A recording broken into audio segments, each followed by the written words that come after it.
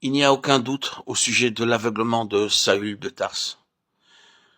Mais son aveuglement de son zèle très religieux, son zèle pour Dieu, son zèle pour la tradition, pour la religion historique, pour ce qui est établi et accepté dans le monde religieux. C'était un zèle aveugle au sujet duquel il devait ensuite dire, pour moi, j'avais cru devoir agir vigoureusement contre le nom de Jésus de Nazareth, acte 26, 9. J'avais cru devoir.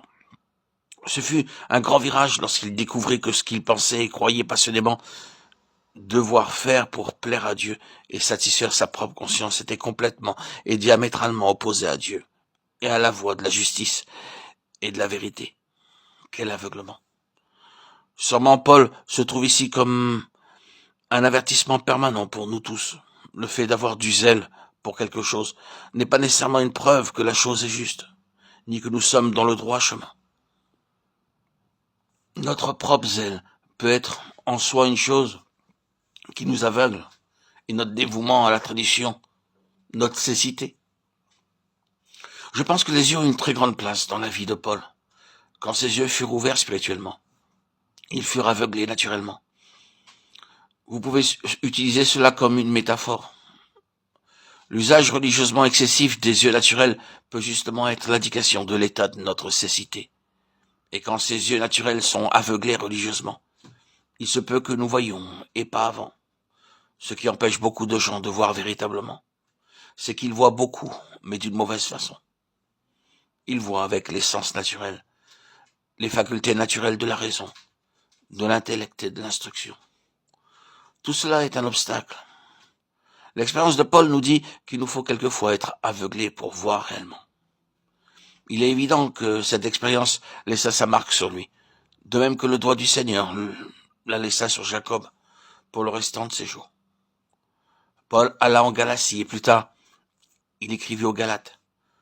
Je vous atteste que si cela avait été possible, vous vous seriez arraché les yeux pour me les donner. Galates 4, 15. Signifiant qu'il n'ignorait pas son affliction et cette marque qu'il avait depuis le chemin de Damas.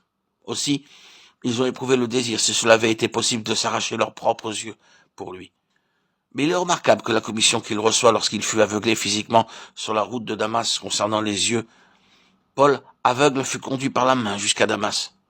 Mais en cette heure, le Seigneur lui avait dit, « Je t'ai choisi du milieu de ce peuple et du milieu des païens, vers qui je t'envoie, afin que tu leur ouvres les yeux, pour qu'ils passent des ténèbres à la lumière et de la puissance de Satan à Dieu. » Acte 26, 17, 18. Tous ces passages ont un message pour nous. Ils couvrent le terrain de la vue spirituelle.